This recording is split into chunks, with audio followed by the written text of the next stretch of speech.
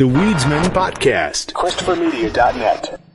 If you've been dreaming of being a parent, having watched the calendar for longer than 6 to 12 months, and your 30s is in the rearview mirror, please don't give up hope. There's an incredible team to support you. Reproductive Medicine Associates, here to help at rmanetwork.com. An extraordinarily talented team of doctors. They make it their mission to build families with success rates that far exceed the national average. And they're right here in our neighborhood. They're even opening in Jersey City in January. So when waiting for nature to take its course isn't working, it's time to go to rmanetwork.com to request an appointment.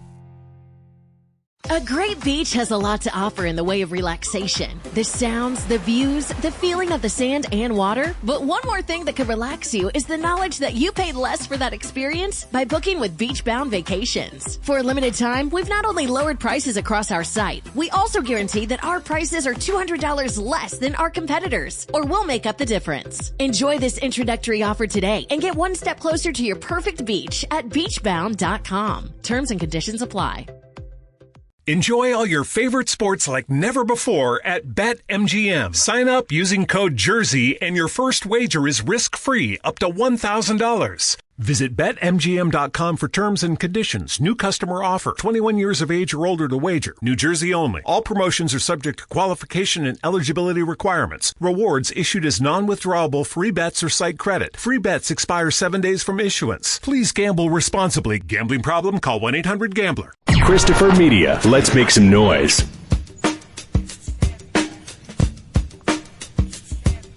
From Asthma Core Studios near Detroit, Michigan. Oh, man. It's the Weedsman Podcast. I have no idea what's going on. And now, you have smoked yourself retarded. here are the Weedsmen. You want to get high? I'm Chris. I'm Aaron. And I got called for federal jury duty this week. Oh, no. I got out of it. How did you get out of it? The first person dismissed. Why? All right, kids, listen up. You want to hear a story? Also take notes. How-to? Take notes. Yeah, it's kind of a how-to. Did you show up in a Princess Leia costume? No. And I did come up with, like, my final strategy was like, oh, hey, good thing you called me. I was coming up here anyways to change my name to fuck the government. That was like my original. That was what I was going to go with. But, you know, like, there's like contempt of court and that costs money. Sure. Like, I'm not trying to like get thrown in jail. I'm just trying to not have to give up 3 weeks of my life Just for quick question on that. $15 a day. Middle name, like, fuck the government, or like full, like... It would be fuck like, T government. Yeah, would the be your middle name? Yeah, right. Okay. You know, you gotta have the T as the middle name. I follow. You know. So just, you know, I get... you're on call for 2 weeks. I learned this last week. I got out of last week, but I get an email Monday like, hey, your number's up. You know, get down here. Mm-hmm. All right, cool. So I go down Tuesday, stand in line. And initially, first of all, I'm just pissed because I got to do this. Like, whatever, like this. But we'll get to this. You know, fuck it. They tell you, Justice John Roberts tells you beginning of the video, oh, thank you for taking your time. And I like nudge the guy next to me, taking our time. Like, to come down here and get arrested. It's more like you're taking my time for me to come down here. Yeah. But so like just already like, you know, like this if I get put on a jury, like, you know, we're slim pickings at work right now. It's me and my partner because it's summer-based business. So the phone ain't exactly ringing off the hook. So it's all hands on deck. If something comes up, there's got to be, you know. Yeah. I'm one of the ways we're making money. We're generating revenue right now. Yeah. So I'm like, fuck, I can't get put on a jury.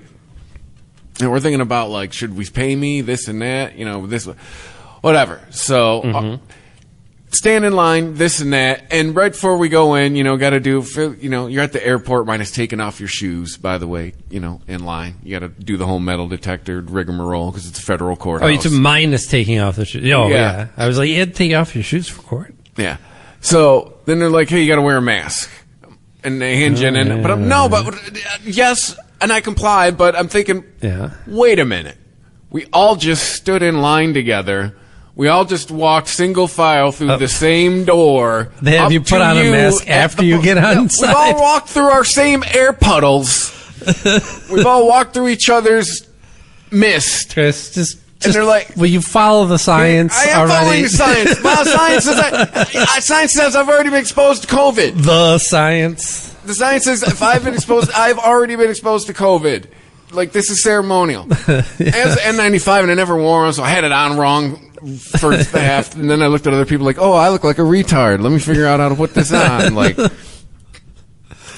so put that on, and then, yeah, that's it. They show the video, and in true government fashion, it stops, and then loops and starts playing again, so we all look at each other like, okay, yeah. Someone comes in, oh, did it loop back around? Yeah, all right, turns it off, leaves. So that happens. Then they come in. They were playing it from TikTok. TikTok comes up in this story. We'll get there. So they come in, and then they then hand us the packet of the questions we have to answer when we're in there, if we get called.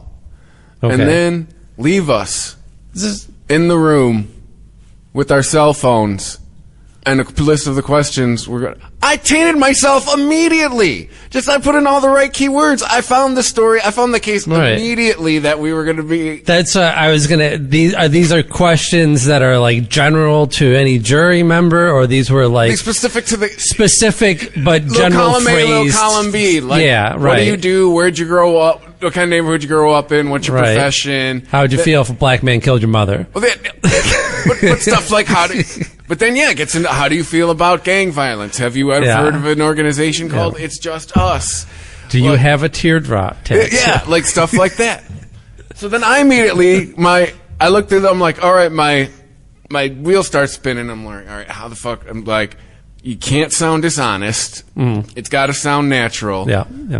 How do you not sound? There's a line you have to walk, because if they think you're fucking with, you're on that jury. They think you're lying, you're on that jury. They think you're trying to get out of, welcome to the jury. But two, also, if you think you're being a dick, contempt of court. Like I said, there's like, right. So I'm just like, I just come up with, all right, I'm just going to come up with a fucking hot take I have on like everything that I'm being asked about on here. So and that's what eventually I did. But we get into the jury room. By the way, this is making me think of the time in high school when we had to fill out those tests that were given by the Army. I never had to take. I was sick that day. I never had to take that. And it asks at the very end, "Have you ever considered signing up for any of the armed services?" And I put in, "Yeah, right." And some uniformed, mustachioed man came over and gave me a stern talking to about Joe like, boy? Yeah, what do you think you're too good for the Army? I was like. I kind of shrugged, like, well. Look at me. Do you want me? Yeah, like, I'm 125 pounds. You didn't, Aaron who? Him? Yeah, never mind. He looks like half a fairy anyway. What are we going to do with him? Yeah, this guy's going to run the radio. I'd run the fuck out of that radio. Yeah. So, we get into Good morning, Baghdad. And then we get called into the jury room. At no point are we ever told to shut off our cell phones. We're just told to silence them. Oh, okay. But we get, and then they immediately just start filling the box, and they get to juror number 11, and I'm like, yes. And then they go juror 171. How about I go, this one? Fuck. What if you're filming? Like, could you just film everything? Would they kick you out for that? They just tell you. I think there were things against that. Yeah. Oh, okay. Yeah. So your number, like no recording. Oh, okay. But if you're 171, it's a court, right? Yeah, of course. You know, they get to number 11. Yeah. Seat 11. I'm like, all right, yes. And then I go, juror 171. And then I go, fuck, because that's my number. So I get to be, I'm up in the box. You know, oh, damn. You know, in Law and Order, they're going to be. I'm in the front row. I'd get a SAG credit. You're because, officially a peer. Yeah, McCoy would be addressing me. That's where I was sitting.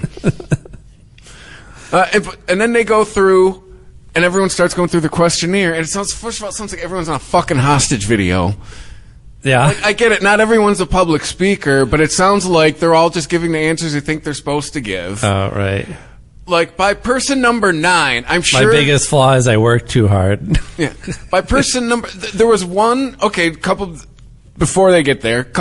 There's one lady who actually, like, voiced her opinion about something, and she strongly supported law enforcement officers because, like, her husband or her dad's a cop or some shit, and it supported our Second Amendment...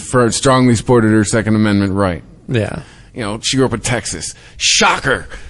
And then there was... She's got a flag with a blue stripe on it. And there's this one woman, God help us, she was a nurse, who said one of the questions, how do you get your news? Her answer was TikTok. Now, to her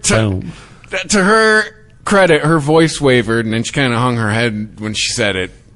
So she kind of knew. She's like, I didn't know we had to share our answers out loud. So that's what TikTok rears its head in this story. But by the time they get to the 10th person, the 10th. Okay, here's what we were asked about do we have any strong? Okay, we are in a very conservative county. Like we're up in St. Clair County. Okay. All right, so we're at very conservative area. Yeah, north of Detroit, north enough to be conservative. All of the professions I have heard were like middle class, upper class professions. I didn't hear anyone who's talking about, nobody's playing I'm a food service manager. I play a millionaire at parties. Yeah. Or at least I'd like to. Yeah, it was like nurses and software technicians and, a lot of shit like that and a lot of white collar jobs. So no one had any strong opinions about gang violence, law enforcement, really nobody. The legalization of drugs. So by the 9th person, and I said this out loud. You would think from social media, like everybody had an opinion about all this stuff. Because by person 9 or 10, someone had to hear me because I know I said this out loud, and I hope the mask covered it up. Somebody said, I'm like, stop lying. Like, I only said that. I'm like, someone has an opinion on all this shit.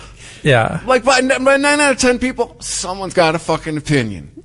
Oh, please, yeah. And then I get the mic, which, by the way, whoever runs audio in that courtroom, F-, because I had it so immediately starts feedbacking. Well, no, I had it like this far from my face, and I kept hearing, son, you got to put the mic closer to your face. I'm like, oh my god, you want me to fucking swallow the thing? I'm thinking, who's running audio in this room? Can I get some gain on this? Sibilance. Yeah. Like, Judge, listen, I know how to run can I run my own audio here? Like, right. Show me where the board is. Yeah.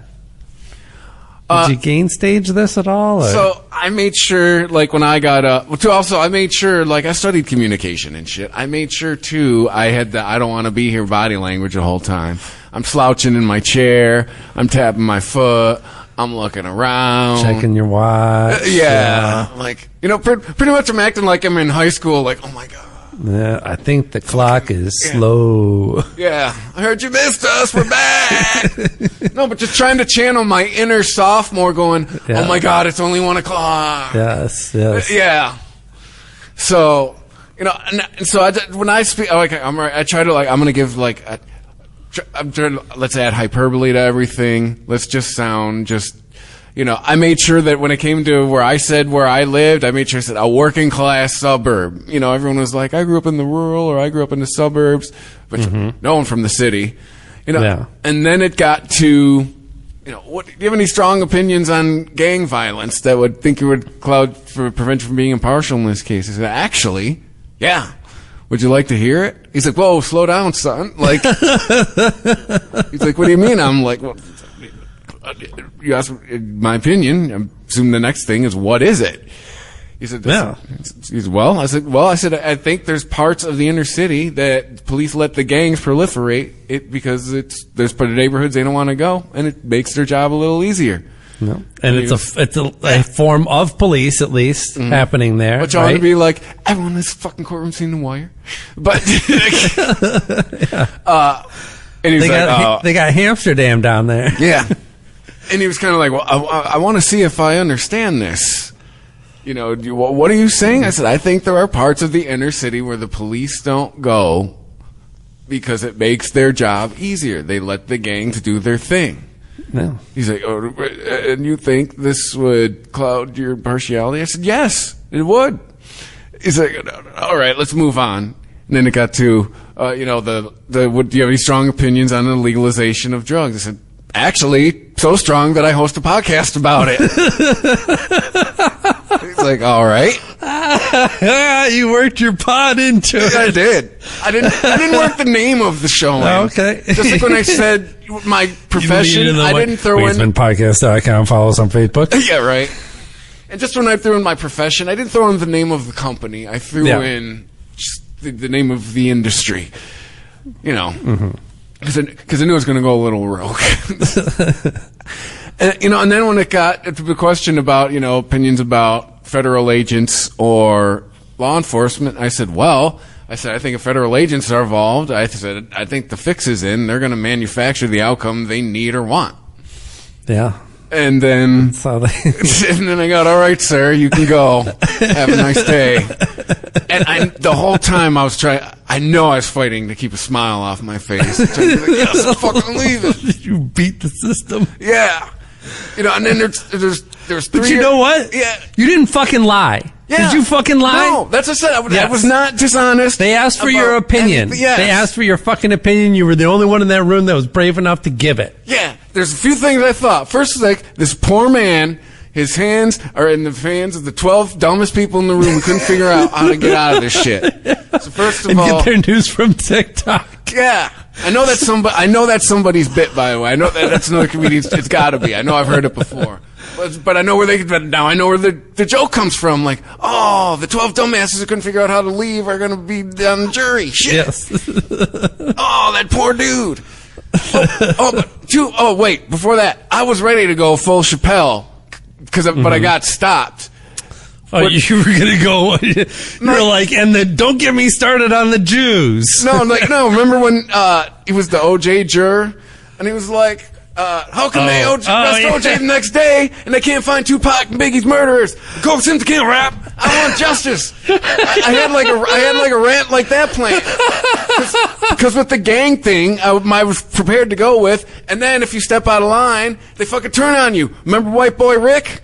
Oh, and by the way, you notice his crime happened at Harper in 94, and we're up here in Macomb County. There's federal court in Detroit. I left 20 minutes from it. Do we look like any of this man's peers? He's a black guy, by the way. I was ready to go. But, so, yeah, I was fighting, like I said, I definitely, but I was fighting, putting my fists in the air when I was leaving, like, I'm free, you fuckers. I wanted to do, fist in the air to the dude, but dude, that guy did some shit. I don't want to be like, no, bro, you're going to go to jail. But, and then the other thing I wanted to do is guilty. Yeah. Well, yeah, that's the other backup plan. Oh, yeah, fucking he's guilty, he's black. You know, that was my backup plan. All right, sir, you can go. But then the other thing, just before I left, oh, by the way, everybody, I voted straight ticket Republican last Tuesday. Wrap your heads around that. I'm fucking out of here. You can't be dumb enough to say he's guilty, he's black. And obviously you don't believe that. Yeah. No, because then that's how I get on the jury. That's how, what you do is you start spouting statistics. Yeah.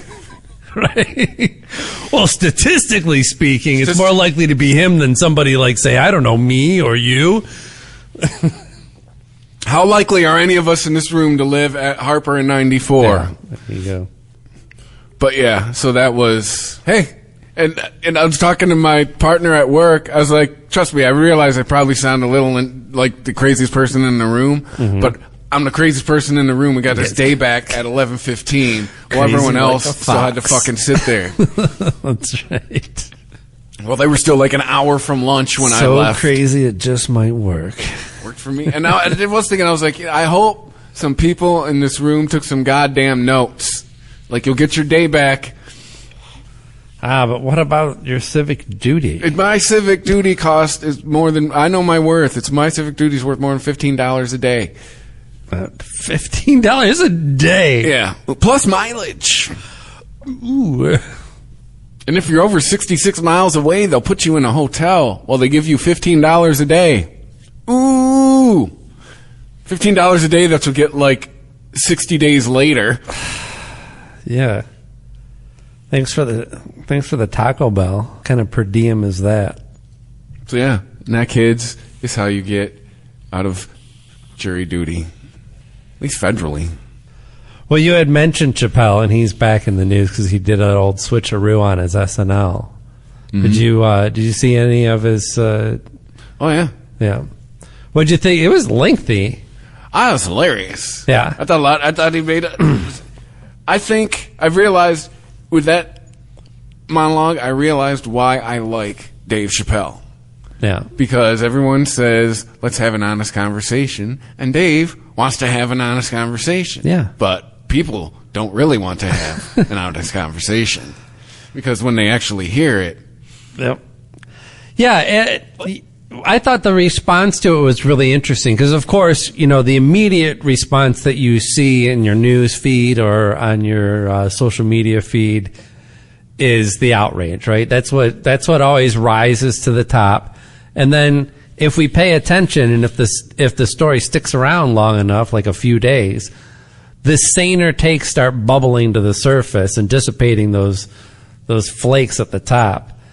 And so everyone was like, "Oh, Dave Chappelle's like just making it worse. He's just taking a situation that Kanye, of course, we all know how Kanye caused anti-Semitism, right?" No, I'm not laughing at I'm laughing at Dave Chappelle talking about the tweet. Yeah, yeah. What specifically? When he hold on, just let me find the monologue and play it. But it's I thought the opening of it was brilliant. Like how he made it, did the whole that's how you made buy an apology, some time. Yeah. Pretty much, right. like essentially was like mimicking virtue signaling in Hollywood, and then turned it into a bit. Exactly. And that's what a lot of people that were outraged about this. They led with that as their first piece of evidence. I'm like, this is not evidence of anything to do with anti-Semitism. This is taking a recent news story that everybody's familiar with, and like you said, making a joke about apology culture. Comedy, and SNL used to do this kind of comedy all the fucking time. It's called they used to write this topical humor. They were doing edgy shit before Dave Chappelle was. Dave Chappelle's just carrying the torch. Yeah, their highest rated episode of the year. Shocking. But before I start tonight, I just wanted to read a brief statement that I prepared. I denounce anti-Semitism in all its forms. And I stand with my friends in the Jewish community. And that, Kanye, is how you buy yourself some time. No, this next part, just where he describes him, the whole tweet thing with Kanye. I just find it hilarious. I gotta tell you guys, I've probably been doing this 35 years now. And early in my career, I learned that there are two words in the English language that you should never say together in sequence. And those words are the and Jews. Someone do good after they said that.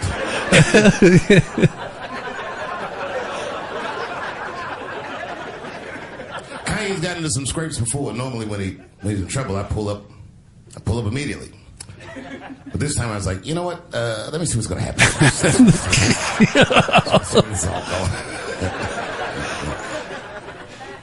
I can't even remember how it started.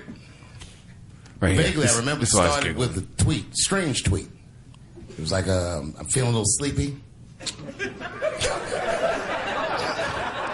going to give me some rest, but when I wake up, I'm going to go DEFCON 3 on the Jews. And then he just went to bed. I was up all night worried. What is he going to do to the Jews?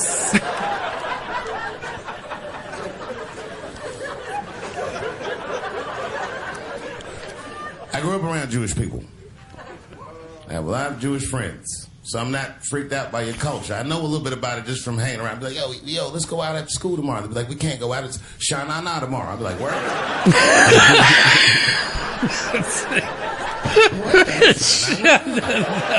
I had so many questions. Why do some of your people dress like Run DMC?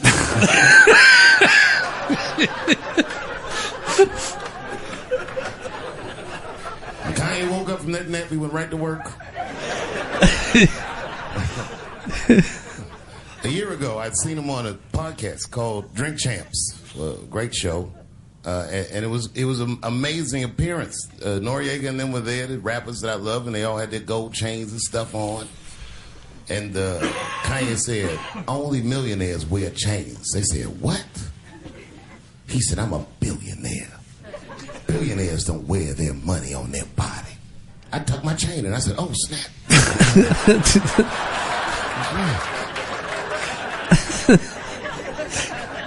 He was good parents. It was fun and funny. But when he woke up, he went on Drink Champs again. This time, he was on one. He was mad about something. He said, I can say anti-Semitic things, and Adidas can't drop me. Now what? Adidas dropped that nigga immediately. Not immediately. They took a few days to think about it. Founded by Nazis. And they were offended. It's true. It's the student surpassed the teacher. And I think he switches into Kyrie Irving here. Both Adidas and Puma were founded by Nazis. Same brothers. So yeah, and I get it. I'm middle-aged and white. I don't think any of that was anti-Semitic. I think he was trying to actually be not anti-Semitic. I think he was just. It seemed like he was just speaking from the heart, right? Well, it didn't seem like. So Chappelle definitely has bits that he's done, but I think some of his best comedy is just when he feels like he's riffing. Now, I have no idea the process. He's not like a Carlin. Carlin feels like, man, it's got a specific rhythm to it, and you know that's been practiced, even though it comes off with a passion that feels of the moment when you watch those performances. Chappelle's a little different. I can't speak to the process, but he has a much more conversational, kind of mulling it over. I'm thinking about this as I'm saying it. Yeah, Rich and I were talking yesterday. At this point, it's just like he's going up there and bullshit. Yeah. Like he's been doing it for so long. Yeah. Him just bullshitting. He wasn't doing comedy. His chunk on the Jews. Yeah. He was just, what are we going to, well, he was not going DEFCON 3 on the Jews. Yeah, we're going to talk about Kanye and his recent shit, because that's in the news, and everybody, Mm-hmm. So everybody's talking about that already, so that's easy material, so let's just riff on that for a bit. But of course, people are pissed. Well, I saw this, from my first impression when I saw this, wow, he went after everybody. Because what's been lost in all this is he goes off on Herschel Walker for a couple minutes. He picks on everybody. Mm-hmm. It's... Yeah, and there are, so like I was saying, there are some saner takes out there, and I was heartened to see the comedians come to his defense too, especially Jewish comedians, Jon Stewart, Jerry Seinfeld. Yeah. These are two huge Jews in comedy, right? The president of Jews. Yeah, and at the meeting they sit at the head table. No, so Jon Stewart says that he defended it, his monologue, saying that censorship is not the way. I wish he could have. I don't know. I don't know why he sees it as even a censorship issue, right? He's defending he's basically defending Dave's right to do what he did, and saying, well, the answer isn't take him off the air, but the answer isn't he didn't say anything anti-Semitic like we were saying, so I don't think we should be talking about censorship. We should be talking about, are there issues that are actually too controversial to talk about on television like this, or talk about in, not that it's stand-up platform, but resembles it for a monologue, especially when somebody like Dave Chappelle is doing it. And and hopefully the answer would be no, that we shouldn't be afraid to talk about these things. There shouldn't be anything that we're not afraid to talk about it. Mm-hmm. If anything, that's part of what comedy does, is give us a platform to talk about uncomfortable things. It's supposed to. Yeah. Ideally. I miss George Carlin every day. I'm surprised they haven't come for him yet. I mean, they came for John Wayne and he's dead. Haven't come for... What would they come for? Well, I mean, I guess he's got some... I don't know. Oh, he's used the N-word? Right. Yeah. Remember, I think it's Class Clown. He said, we're all Nixon's N-words now. Yeah. Oh, yes. That's right. The Weedsman Podcast. ChristopherMedia.net. If you've been dreaming of being a parent, having watched the calendar for longer than 6 to 12 months, and your 30s is in the rearview mirror, please don't give up hope. There's an incredible team to support you. Reproductive Medicine Associates, here to help at rmanetwork.com. An extraordinarily talented team of doctors. They make it their mission to build families with success rates that far exceed the national average, and they're right here in our neighborhood. They're even opening in Jersey City in January. So when waiting for nature to take its course isn't working, it's time to go to rmanetwork.com to request an appointment. A great beach has a lot to offer in the way of relaxation. The sounds, the views, the feeling of the sand and water. But one more thing that could relax you is the knowledge that you paid less for that experience by booking with Beachbound Vacations. For a limited time, we've not only lowered prices across our site, we also guarantee that our prices are $200 less than our competitors, or we'll make up the difference. Enjoy this introductory offer today and get one step closer to your perfect beach at beachbound.com. Terms and conditions apply.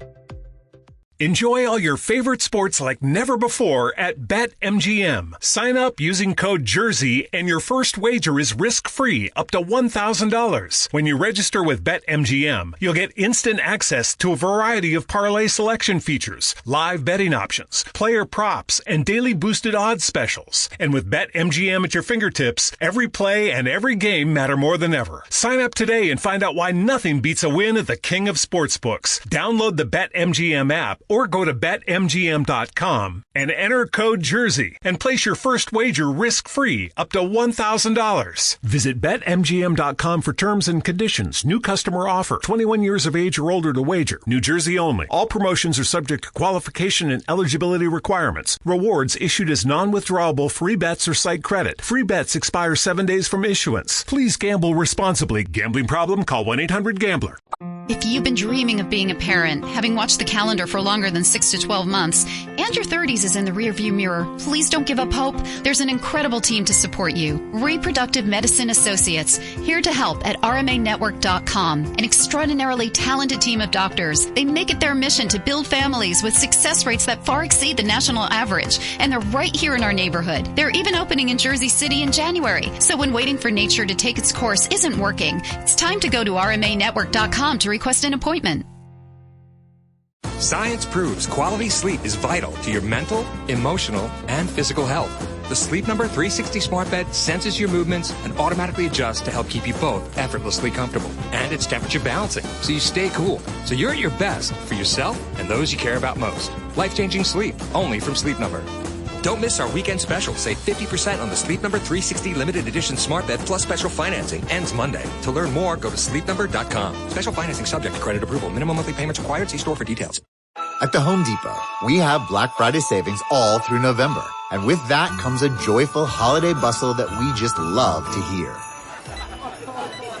Although we also love the sound that comes after the holidays, when people put their new tools to use. In fact, we love it so much. When you buy select Milwaukee M18 kits, you'll get an extra tool for free. So after you're done filling the air with holiday magic, you can fill it with the sounds of doing.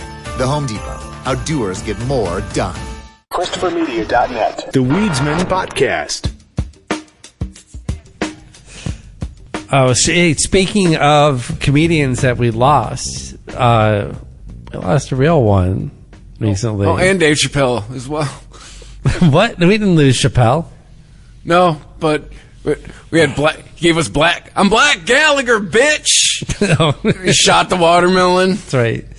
No, yeah, we lost. I got warrants. We lost Gallagher, and I know that he's the easy joke when you want to go for like the idea of quote unquote bad comedy, and certainly ever since like comedy really blew up in that way, where like we started worshiping these people not just as performers but like gurus, you know, people that like Dave Chappelle, you know. But before that, the big specials were the guys like Gallagher doing more like prop comedy and puppets and shit like that. And that's not to say that he wasn't doing some real comedy there. Trust me, I've seen all of those old Gallagher specials. He used to pepper in jokes in between smashing the fruit. Well, the fruit was usually the big finale. Yeah. Right? He would have props that, that he would use to help tell stories here and there, and then he would usually do. There was one where he did, instead of smashing stuff, he was just throwing it at a wall, and it was he had some theme about America, and it was this whole map. I remember that. An outline of the states. VH1 used to play them all the time. And he was throwing food at different areas and making some sort of point. Oh, yeah. Was it like, in Idaho, they like potatoes. And he'd fucking chuck potatoes. Yeah, shit like that. Yeah, he was working on stereotypes, basically. There's still bits that are stuck in my head to this day when he's talking about a language, especially. When he's talking about, we pronounce the two O's in good as and the two O's in food as ooh. He's like, why can't, he's like, why how are you supposed to know? Like, is it good food or good food? Just talking about how, the English language makes no sense, which it doesn't. It's just a bastardization of everything. Is there going to be a 21 fruit salute at his funeral? The 21 melon salute. Yeah, he was fucking huge. Before the comedy explosion, he was the guy who got like the HBO specials. Carrot Top. You owe a debt to Gallagher somewhat. Absolutely. Oh my gosh. We share a birthday. He was born on July 24th. Who, Carrot Top or Gallagher? Gallagher. Not anymore. 30 years before I was. Not on the same day. He was Leo, right? His brother was Ron. The original was Leo, yes. Gallagher 2 was it's such an odd story. I mean, did he just stop performing, or was it just the fact that, like, different types of comedy, stand-up comedy, like more, you're like one man or one person shows. I don't know. Like maybe he needed money. Like I don't John Leguizamo. No, I'm saying like Gallagher just seemed like he just went away. Well, yeah, eventually, if people stop coming to see you, you don't get booked anymore. Yeah, that's what I'm guessing. I don't know for sure, but I'm guessing that the change in like people's taste in comedy. Also, like, didn't at the end, didn't he get like racist? I seem to remember a little controversy with Gallagher. Yeah, I don't remember. Let's see, he had a heart attack in 2011. Went off the deep end in the later days of his career. Gallagher racist controversy explained in wake of comedian's death. From SK Pop, whatever the fuck that is. That was, Gallagher was like the epitome of comedy at the time. I mean, even guys like Steve Martin, he used to do fucking props. He had the fucking arrow through the head. The banjo was just there for something to like hold on to while he was on stage early on. He learned, I didn't know this, Steve Martin learned how to play the banjo on stage. When he first started taking the banjo on stage, he would knew maybe a couple chords and he could pluck some stuff out, and just use it as a little transition or a little bump after your punchline, and then he just ended up getting really good at the banjo, just playing it over and over again. But yeah, I mean, it wasn't like comedy was way more physical. Even like Robin Williams was like moving around a lot, or he just like grab shit and improv prop comedy. Yeah, from starting in 80, he had a comedy special, 80, 81, 82, 2 and 82. Totally New and That's Stupid. Seen both of those. Stuck in the 60s, 83, 2 and 83, 2 and 84, 85. 86, 87, and then 92, there's another special. And then it starts slowing down. Let's see, in 2010... So that was his heyday. You found the controversy? Gallagher had a show reviewed, it was called Paranoid, Delusional, Right-Wing Religion Maniac. The review featured xenophobic and racist jokes from the comedian, with many directed towards then U.S. President Barack Obama. Reports suggest that he once joked that people shouldn't trust a half-black guy while referring to Obama, and made terrorist references saying, "There's a bomb in his name." As per the Rolling Stones, Leo Anthony also earned criticism for claiming, "We're descended from Anglo-Saxon Viking tradition" during one of his shows. Yeah, okay. I'm saying, I remember hearing some shit like he started getting a little. I take back everything that I've said for the last 10 minutes. He's a vile person, a horrible racist, and I can no longer appreciate his art. And I would like to apologize to everyone. Apologize to all the watermelons in the audience. To all the people for misleading you to thinking that this vile racist human is worth your time. No, honestly, it's not. It's not like it's shit that holds up, right? I'm not going to show Gallagher to my kids. Right. They're not going to get it, and it's of its time. It was what it was. Not to say that like you couldn't mine that for good material. Like you could probably go through all of Gallagher's material if you were just willing to steal and put together a good 1 hour special that didn't involve any kind of props or anything. And I bet you people wouldn't even know that you're stealing Gallagher material. Right. Well, but smashing the fruit at the end would give it away. No, that's what I'm saying. You cut all that out.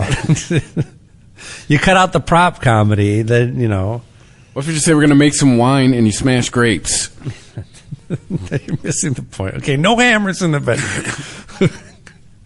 But yeah, he let his brother take the Gallagher. Well, I mean, his brother has the Gallagher name as well, but he let him perform under Gallagher. And then didn't he end up suing him? Audience injuries. The Coach House in California in 1990. These are not the Gallagher brothers. Different warring Gallagher brothers. Imagine if they took turns instead. I want to front up the band this week. A woman in the audience was struck on the head by a heavy plush penguin that had a fire extinguisher inside of it. Why would it have a fire extinguisher on it? Oh, to maybe make it not like the. I know what they mean. Not the actual like the actual spray. So it made it probably like there was like effects of the fruit. To make it like firing the. So it'd explode when he smacked it? Yeah, like not like a fire extinguisher firing at this lady, like the red thing hitting her in the face. Like the stream going through the fruit to make it explode. Yeah, I don't know. So she was struck in the head by a heavy plush penguin that had a fire extinguisher inside. It sounds like some horrible never mind. kink. Said she later sued the comedian for $13,000 in medical bills, $20,000 in lost wages, and punitive damages reportedly in excess of $100,000. Different times. He's getting off cheap. Case went to trial. The jury ultimately siding with Gallagher following a raucous trial while Gallagher took the stand and reportedly got as many laughs as he would during one of his shows. It's editorializing. Come on, Wikipedia. The presiding judge later said, "In 7 years on the bench, I've seen a lot of characters, but none so theatrical. It was entertaining. It certainly wasn't boring." But Ron Gallagher just straight up just started doing it. Like he initially started. Really? Because I'm reading that he asked for permission. Leo granted permission on one condition, Ron, who shared the strong likeness to Leo. On the condition that Ron... Man, it's just really poorly written. So on the condition that Ron and his manager specify in the promotional materials that it was Ron Gallagher and not Leo Gallagher. After several years, Ron began promoting his act as Gallagher 2 TOO or Gallagher 2 TWO. In some ways, he was promoted that left it unclear. Yeah, he won a suit in 2000, too late, that stopped his brother from performing, doing the Sledge-O-Matic, and even dressing like Gallagher. Damn, he said no more berets and suspenders for you. You can't have a mustache. Yeah. You imagine your parole officer shows up. Is that a 5 o'clock shadow? You trying something funny with that upper lips there, son? You better get a belt, boy. Yeah, you better get a belt.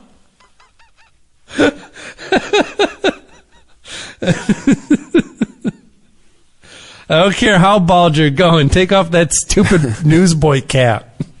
I saw that new Black Panther movie. Wakanda Forever?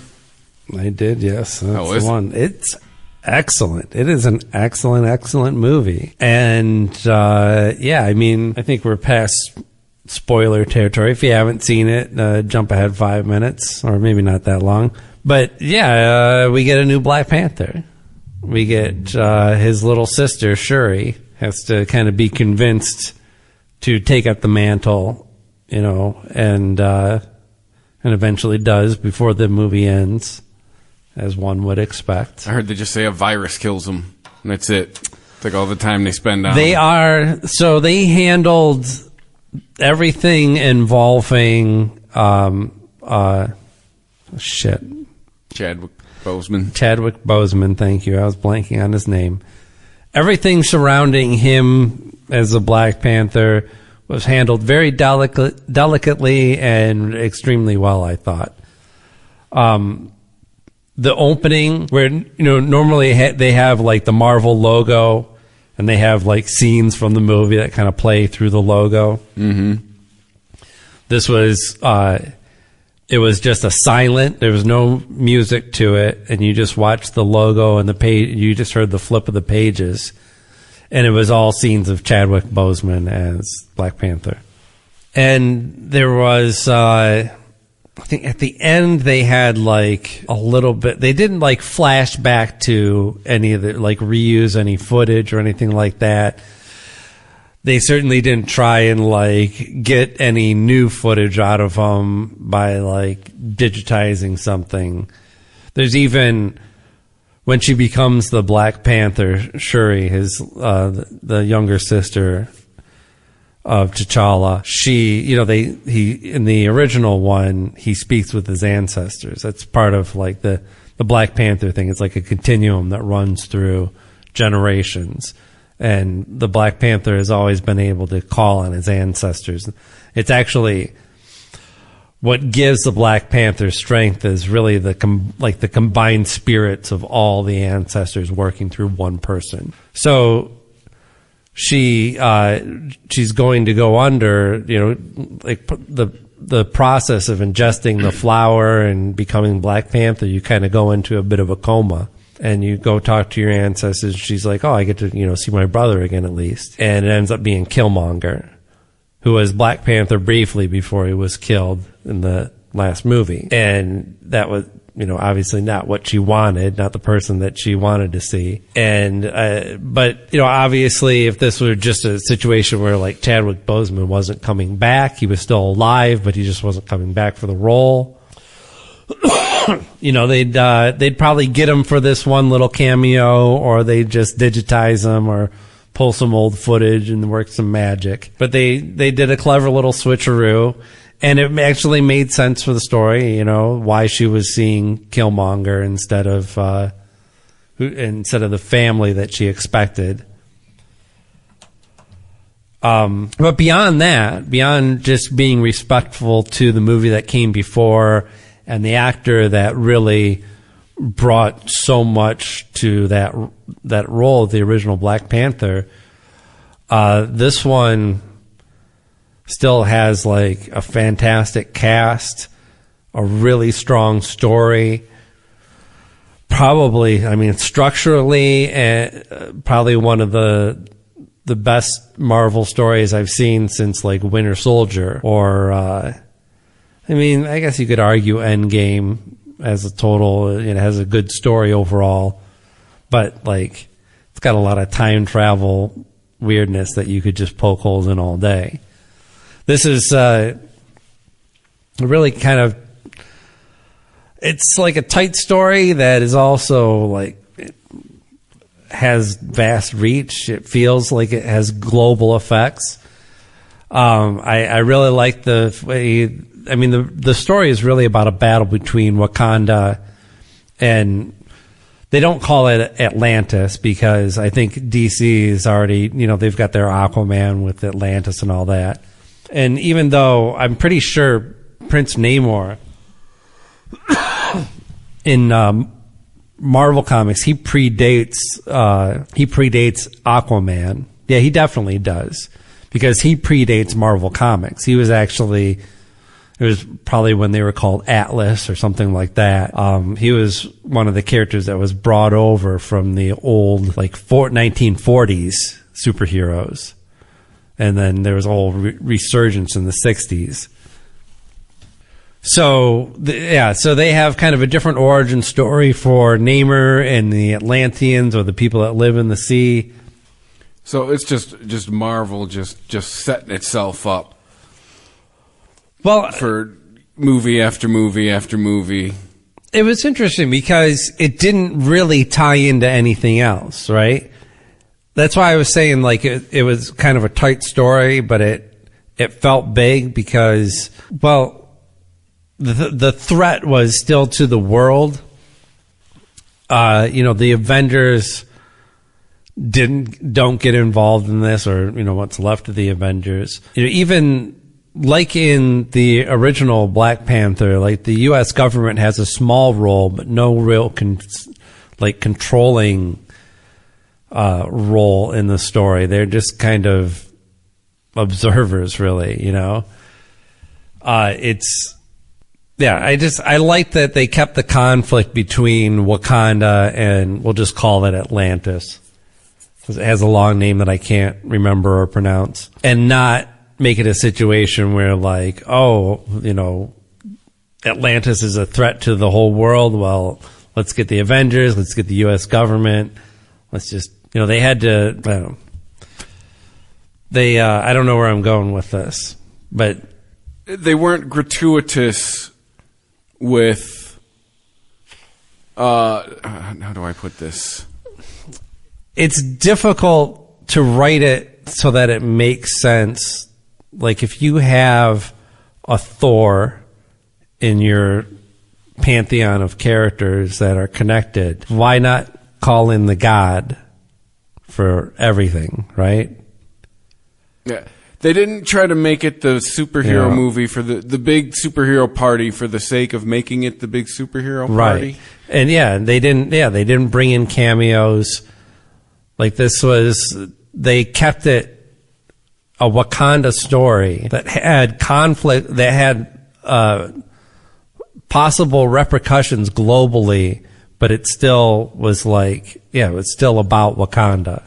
It was just, it was just really clever, though, the way that they handled it, I thought. And the guy who plays Prince Namor is just marvelous. He's charming and creepy and totally evil. He's also one of the most well-rounded villains that we've got in the Marvel universe, because you understand his motivation. He's he tells you his story. He lays it all out. This is where I and my people come from, and these are our intentions, and this is why we are now poised against the rest of the human race that lives on land. And there's been a lot of factors that have, caused me to come to the decision that I should be ruling the land and not you people. Even though I live in the sea. Your people are fucking it up and fucking up our world. And it does a lot in it, too. I mean, it does introduce new heroes. Riri Williams as Ironheart. Hey, that's us! It's supposed to be a little morality tale for the planet. Yeah, it's interesting. They don't go that route, really. Really? Yeah, some of that is me editorializing, but he really doesn't. He's not you're dumping your trash in our cities, You're poisoning your oceans. That's where we live. Yeah. If Namor were real and introduced to the world and had a press conference, my first question would want to be, so you guys live in the ocean, and you go to the bathroom in the ocean, right? Like, yeah, what happens? You make waste. Where does it go? Yeah. Do you ever think about that? Neighbor's like, no, but it's all I can think about now. Or you'd be like, actually, we go on land to take a shit. We just hold our breaths. Right? No, we just come in and we use your shit. Yeah. We shit up your beaches. Just like you dump your shit in our cities. No, it's for a long movie. It's well paced. I have really no beef with it. Like, see, the word of mouth I've heard on it is mixed. Yeah. Some people like it, some people don't. I don't know what people's problem with it would be other than... It wasn't like they didn't like it. It just said... I heard it could have been shorter. Yeah, it certainly could. I don't know. It depends on what you do at the time, and I thought they used the time well. So I wasn't bored. So quick run through a little bit of news. Obviously, with the surprising results of the recent election, the Democrats retain control of the Senate. And not only that, we've got a lame duck session here that could be a prime opportunity to actually pass something. Pass any one of the, what I read today was 50 bills currently circulating around Washington that involve cannabis in some form. And, of course, Cory Booker's a big player in the over there in the House. He's been, he says that the time is now to act or wait until the next lame duck session. I don't know why he thinks that. So, yeah, the Republicans are taking control of the House, but that doesn't, I don't know, that gives them some opportunities to control some legislation, but not a whole lot. I don't know why they would be so grim. I mean, I think I'd be talking about how can we pass a comprehensive bill that would just be hard to argue with. Now that we have the Senate and some time, to plan this out. Let's take all these fucking 50 bills that are floating around. These are all talking about, at the end of the day, the same thing. Even if they're talking about CBDs and THC Delta 8s and 9s and whatever the fucks. Whatever form, we're all talking about the same plant. Why not take this time where you have, Democratic White House and Senate. Yeah, you don't have the House, but you're never going to have everything. You've got a lot of power to get something done with and make that an issue. Like, let's put all of this nonsense about what we're going to do with cannabis behind us, and just get it off Schedule 1. Yeah. Get it off Schedule 1 and let the states deal with it. That's what they're doing. Nobody's trying to force it down Texas's throat. If Mississippi doesn't feel like they're ready for recreational, fine. Take it at your own fucking pace. And it was, 10 years ago this year, Colorado voted it in. So, I mean... it's been a decade, over 20% of the country now it's almost, we're at 22 states where it's recreational. It's now almost damn near half the country. House Democrats and Republicans on the Oversight Committee on Civil Rights and Civil Liberties, which is exactly who should be handling this issue, published an 11-page, quote-unquote, joint. Get it, joint. That's what they did there. They didn't do anything, actually. It's just what they call them. Joint memo, because it's a joint committee, I think. It's Democrats and Republicans. I think that's technically what makes it a joint memo, and then they smoked a joint. Yeah. They released a joint memo on marijuana legalization ahead of the Tuesday hearing on the prospects for federal cannabis reform. Stop talking and do it. It mentions, this is according to Marijuana Moment, it mentions several pieces of marijuana legalization legislation, including the House-passed Marijuana Opportunity Reinvested and Expungement, more. And the, Cannabis Administration and Opportunity Act and Mace's State Reform Act. I'm not familiar with those ones. I'm familiar with two of them. It says in the memo, this hearing will be a bipartisan examination of the many benefits of decriminalization at the federal level, including criminal justice reform, which will largely benefit communities of color, as well as the justice system more broadly. Why?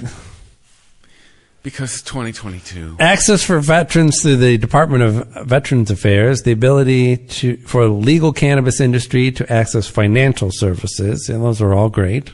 Let's see. The list has three main issues that will be raised in the panel: decriminalizing cannabis, reforms of the criminal justice system when it comes to nonviolent cannabis convictions, and federal government establishing protocols to regulate cannabis as it does alcohol. Like, is it bad that I'm to the point where it's now like, for me, it's just like something, people of color, something, communities of color. Like, that's what I hear now. Right. Everything affects communities of color. You know why? Because communities of color are like every other community in America. They live in America and they are affected by the issues of America. We're all affected by it. Hot take. And really, I mean, we should just be talking about inner city communities. Not saying that that's where all the communities of color are coming from, but there are people, quote unquote, of color living in suburban neighborhoods that are like, I don't know who the fuck you're talking about. Yeah. Right? Because we're not talking about communities of color. We're talking about impoverished people, which can be of any color. Mm-hmm. Right? And we know, you go down to Detroit. Yes. Is it predominantly black? No shit. Because it's who's stuck around. But it's another conversation for another day. Well, there was certainly racism involved in, reasons why it was easier for other people to get out of a declining city than it was for black people. Absolutely. But yeah, we should be talking about poverty, really. And then, if you want to, every time you mention poverty, say, which affects, just tag on the end of it, poverty, in brackets, which affects communities of color predominantly, more so than white, then yeah, that's what I'll get behind. Absolutely it does. But at least it's addressing the direct issue. If you say, I want to help black people, you'll have black people going, okay, and others going, why? And others going, fuck you, who are you? Why do I need your help? Or other people going, hey, well, what about me? Why are you just helping the black people? Right, that too. I'm Puerto Rican over here. But if you say I want to help, okay, so I want to help black people, and there's a lot of black people in the inner city. Okay, what can I do to help the inner city? Yeah, there you go. Trust me, on both ends of the poverty scale, color doesn't matter at some point. There's some point where you're all just poor, and there's some point where you're all just rich. Mm-hmm. What's the Chris Rock joke? Well, no, I think he was saying, no, yeah, well, it was like, never mind. It's like Bill Gates woke up with Oprah's money, he'd kill himself. But well, that's what I was reading about Gallagher earlier. There's this thing about him. He said that he lost his fortune on bad stock decisions. And there was a quote from his accountant in there and said, something to the fact of if this is what he considers being broke, we should all be as broke as Gallagher. Oh, really? Yeah. Oh, damn. He may have lost some money, but trust me, Gallagher was doing fine. Yeah. That's true. Notice how he wasn't working and we didn't hear about how Gallagher lost it all and was living in a fucking Motel 6. He wasn't spotted wearing an orange apron at Home Depot. Yeah. Yeah, and also, speaking of money, I was listening to a podcast interview with the writer Brian Edward Hill. He writes comic books and has written for TV. And he was talking specifically about writing the character Lex Luthor and how you write somebody who's like the richest man alive. And he was describing like the more money you get, like the less human you become. Start becoming your own species. He's like, you get like, $500 million. You're like not even recognizable as human anymore. And like you get $1 billion, you're like a fucking alien. Like you cannot relate to people. The rules are not the same. Yeah. It's like a whole different level of society that you operate on. Yeah. And in the same respect, it's the same on the other end. Oh yeah. You don't operate like normal people when you're on the low end. But you do it more as a collective, more so than individuals. You have your own collective, laws. Like I love everybody knows it. Like now I'm cash based now as a choice. 10 years ago I was cash based because I had to be, right? Like no credit with anything. I had to make sure I had the money for anything I wanted to buy. Yep. Like because, there was a limit, now it's like I'm choosing to still to operate because now because you don't operate one way for 20 years and then all of a sudden, well, from what I've heard, some people do. Like they get money and then get stupid. Flip on a dime, yeah. Yeah, but it's like, no, you don't just. I guess old habits die hard. Oh God, I was reading the story about a lottery winner that was taken captive by a guy who thought he was going to get her money. It's crazy. This guy, Dontrell Haynes, 43 years old, Jewish fella. He nailed it first guess. He kidnapped this woman who had won. It doesn't say how much money she won, but enough to be some sort of life-changing amount of money. He kidnaps her and takes her like over state lines too. It's just like, I'll see you in the federal prison. And just to ensure the felony, right? We'll take you over state lines. Oh yeah, here it is. He allegedly kept asking the woman for $10,000, but she refused to give it to him. Is it 10 G's, brother? You're gonna do federal time? Add a zero. Right, like shoot a little higher. First of all, add 2 zeros, and also to the person who is kidnapped, I would have give up 10 grand. But first of all, this guy's dumb and they're going to catch him, right? But she held out. Like she let this guy, first of all, he assaulted her in her home. She wouldn't give it up any of it. She wouldn't give up any money. Then he took her with him. What state is this in?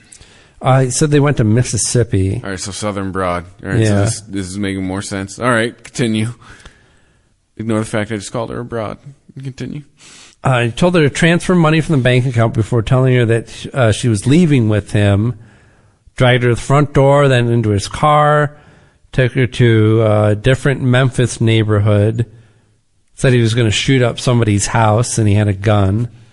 Then he brought her to Mississippi. Okay. I'm not in that house. Stopped to buy he went to a Burger King. Kept asking her for 10 grand. She refused again. Hope you enjoy this Burger King, because this is the only way you're going to have it today, motherfucker. You ain't getting my money. I can hear already. Yeah, and I guess they found him at a gas station. Somebody reported his car. At this point, there was a manhunt for him. But why not just give him the money, and you'll get it back? Maybe she only won 10 grand. I can't. They said lottery winner. I mean, maybe. You can get 4 on the Super Lotto and win $100 and be a lottery winner, technically. Even if that's all she won, I would give it to him, because chances are that you'll get the money back and you'll have your life. Why would you even if I wasn't sure that I was going to get the money back, the guy had a fucking gun. Because this was a Southern chick. Like, doesn't matter how much money it is, gun wins. I get it. It's going to win every single time. Was this woman black? I don't know. Because that's the other thing, I bet. Like, if this was black on black crime, there's probably like, fuck you, bitch. You ain't getting shit. You're smiling. We're from Detroit. You're smiling because it's true.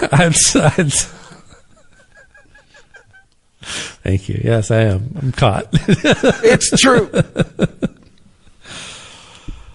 I didn't put a black scent on it. I said the words. I just said the words that would be said. Absolutely. Kiss my black ass. I ain't giving you shit. You better kill me. Better hope I don't see your face. I'm going to get Ray Ray and them after you. Now that's racist. But you know she was like listing out the people that was going to kill this guy when she got away. Yeah. You don't know who I know? I know some criminals. Oh, you think you're going to shoot up somebody's house? Yeah. Oh, look at you with your gun. Yeah, let me show you. Big man. Give me the gun. I'll show you how to shoot up somebody's house. This is a movie, right? Just drops her off at the end like, fuck your 10 grand. Get the fuck out of my car. Take that 10 grand and go to the therapist's office and use it to get far away from me. She's like, first of all, 10 grand is pussy shit. Let me show you how you make some real money. Yeah. All right. Well, let's get out of here before we get canceled. Can't cancel us. That's right. Wouldn't be sorry about it. Listen, as many years as we are in, you know, if you've been listening for a while, you know what you're getting into. All right? Or if this is your every podcast is somebody's first, right? And if this is your first show, I think it's fitting how we ended it. It's fitting on how we talked. Fitting on what we started about. Just so you know, it's usually more weed and less race talk. Yeah. We denounce racism in all its forms, and we support our friends and the communities of color. In all communities of color. Yeah. All colors. See, we're buying ourselves some time, so we tell you to follow us on social media at the Weedsman 420. Same thing on the Facebook where you like and share us. Go to ChristopherMedia.net where you hit the PayPal button in the Amazon banner if you want to help us out. And wherever you listen to us, rate us, review us, help us out, help people find the show, please, and thank you. Thank you for listening, and stay high. Stay high.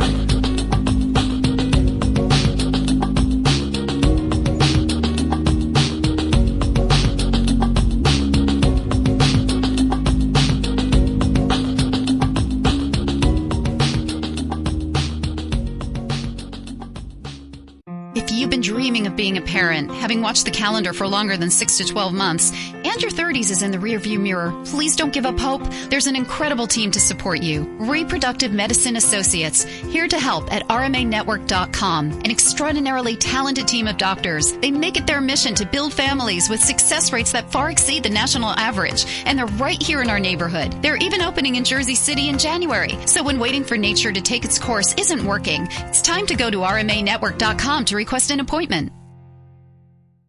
It's here. Peloton's best offer of the season. Get up to $300 off accessories when you purchase a Peloton tread. Choose from accessories like a heart rate monitor, non-slip grip dumbbells, yoga blocks, and more. If you've been looking for a sign to join Peloton, this offer gives you everything you need to get going. Hurry! Peloton's best offer of the season is here, but not for long. Visit onepeloton.com to learn more. All access membership separate. Limited time offer cannot be combined with other offers. See additional terms at onepeloton.com. It's here. Peloton's best offer of the season. Get up to $300 off accessories when you purchase a Peloton tread. Choose from accessories like a heart rate monitor, non-slip grip dumbbells, yoga blocks, and more. If you've been looking for a sign to join Peloton, this offer gives you everything you need to get going. Hurry! Peloton's best offer of the season is here, but not for long. Visit onepeloton.com to learn more. All access membership separate. Limited time offer cannot be combined with other offers. See additional terms at onepeloton.com. The Weedsman Podcast. ChristopherMedia.net.